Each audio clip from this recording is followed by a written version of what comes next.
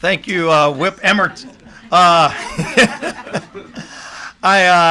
real excited to see that y'all get the opportunity to meet some of our new freshmen, some of the majority makers, and Lori Chavez de Reamer is one of those happy warriors from Happy Valley. She was the mayor of Happy Valley, and really great when I got to go out to her district in Oregon. You could tell she was going to be somebody that came here to help fix the mess that we're seeing in Washington and throughout our country. And as Elise has talked about, we're going to be introducing you to more of those freshmen every week. And we're also here ready to go to work.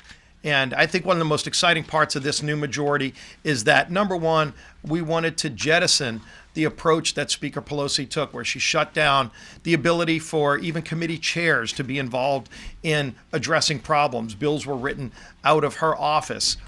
She wouldn't even let chairmen amend major pieces of legislation in committees, not allowing rank and file members the ability to have an input in how the process works. And so this week you're going to see another example of us opening things up, an open rule, something we haven't seen in 7 years here in Congress, on the Strategic Petroleum Reserve Bill that says if the president's going to raid SPRO, not during emergencies, but just in normal times, he at least has to show a plan for how he would replenish it. If you're going to take something away, you should show people how you're going to refill it.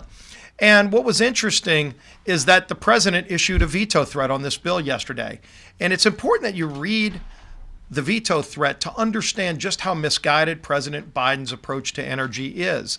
And in the veto threat, he actually said that his policies of raiding SPRO have led to lower gas prices. Now, I don't know if the calculator is broken at the White House, but since Joe Biden's been in office, we've seen a 40% increase in gas prices. That's not lowering, it's actually increasing so dramatically that it's hurting hardworking families. It's one of the reasons that you pay more for everything when you go to the grocery store, when you go to the shopping mall. Anything you buy now costs more money because of Joe Biden's policies, and he's trying to claim that that's actually lowered costs when in fact it's increased costs. And families know that. They know if you have bad energy policy, it makes our country less safe. It's not like we're using less energy. We're actually using more energy. It's just now we become more reliant on foreign countries. There's no reason for that. We have the most abundant supply of energy here in America. And by the way, if you're concerned about carbon emissions, and from the sound of all those private jets going to Davos last week, it seems like those faux conservationists seem to like talking in foreign countries about it, but they don't practice it here in America. Nobody makes energy in the world cleaner than the United States of America.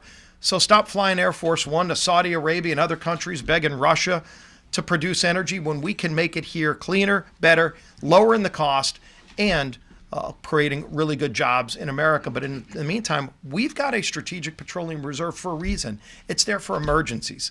It's not there to mask the president's bad energy policies. It's there in times of need, and this president's raided more than 40% of that reserve. This bill just says if you're going to raid the reserve, show a plan on how you're going to replenish it.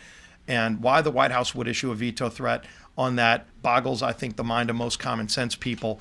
But unfortunately, that's what we've seen commonplace from this administration. Obviously, there are a lot of other issues like the debt ceiling that the whip talked about that we are deeply interested in solving.